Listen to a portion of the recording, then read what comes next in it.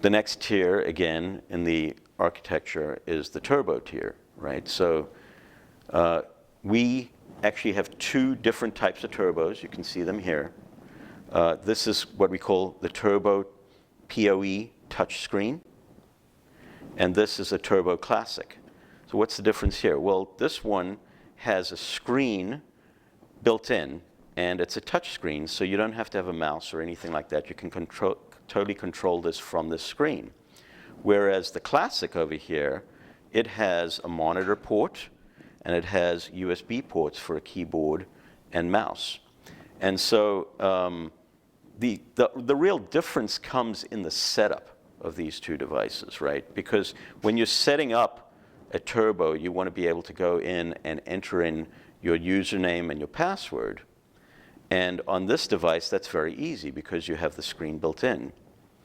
And then when you use this in manufacturing, you can actually hang this on the wall. We have mounting slots in the back of it. And this will actually give you some status information when it's mounted on the wall in production.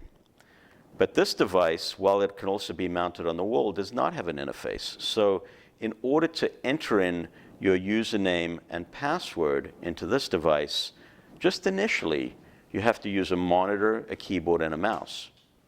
But then once you set that up, you can then go and mount this in your warehouse. And we ship these with mounting brackets, so you can mount that in your warehouse.